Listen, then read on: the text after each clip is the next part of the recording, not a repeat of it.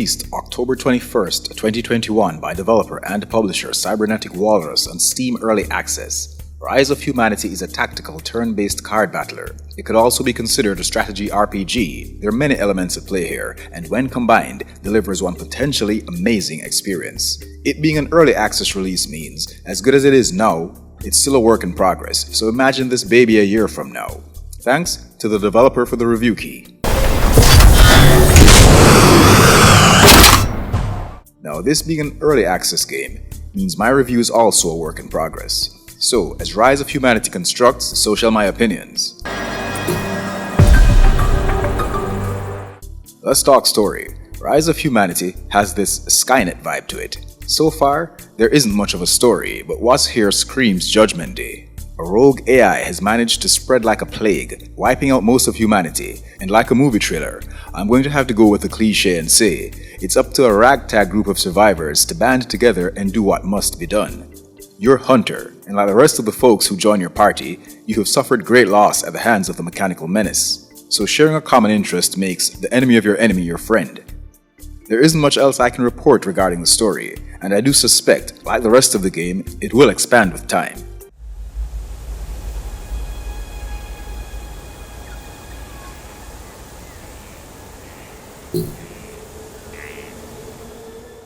The visuals, I love what I'm seeing here. While gritty and dystopian, there are still signs of life, saturated areas where the foliage and other aspects of nature still stand out, giving you a lovely contrast. This isn't one of those games where everything is grey, black and brown, and while I'm not sporting the most powerful rig out there, what's delivered is still easy on the eyes. Like character models, the environment designs, all a treat.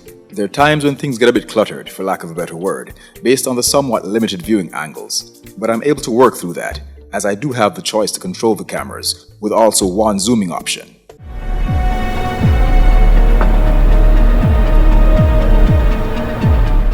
Sound.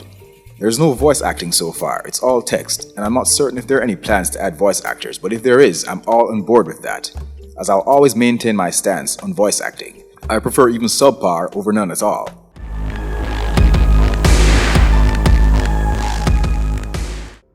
The score is great, perfectly helps paint the bleak and dismal picture needed to advance the story while maintaining immersion.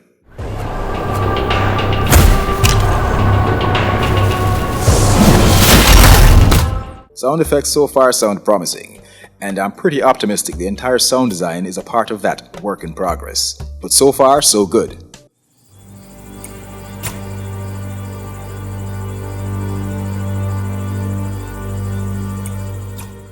The meat and potatoes.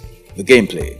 After playing a few other deck builders and turn-based strategy games over the past couple of years, I was able to enter into Rise of Humanity with a decent amount of XP.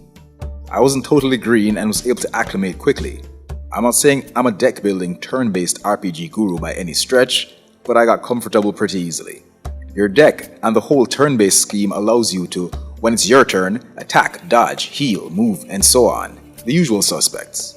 As you progress, you're able to unlock more areas at your base camp, which allows you to not only select your next mission, but upgrade your characters and your decks. When just starting out, the task ahead of you seems arduous, but in the true spirit of RPGs, as you go, you grow. If you're anything like me, you're gonna die a lot. But fret not, so far, Rise of Humanity seems to strike a decent balance.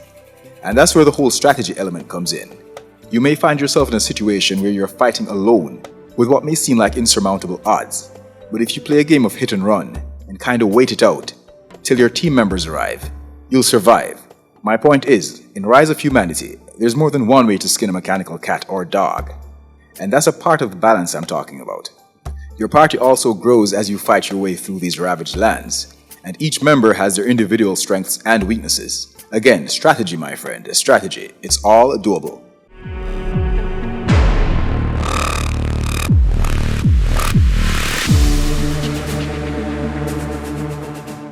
So far, there are two modes of play, the story, which is what I'm all about, and a daily challenge mode.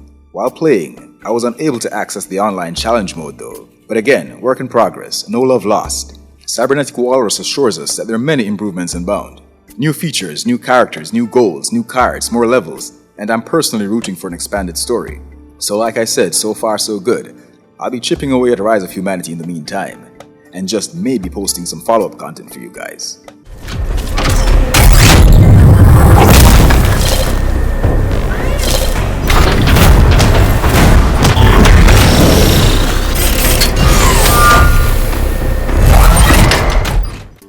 AAA games are all well and good, but many times, if you'd like a truly unique experience, one off the beaten path, then the indie scene is where you want to be. Show your support for independent game developers. Most if not all indie games are priced relatively low. Some are even free with the option to donate, so there's really no reason to pass. Thank you for watching. If you like my content, feel free to like, share, comment, subscribe, and hit that notification bell. Let's say I pissed you off for some reason, then hey, we all know where to find the various hate buttons, don't we? Either way, I won't hold it against you. Our game is never over.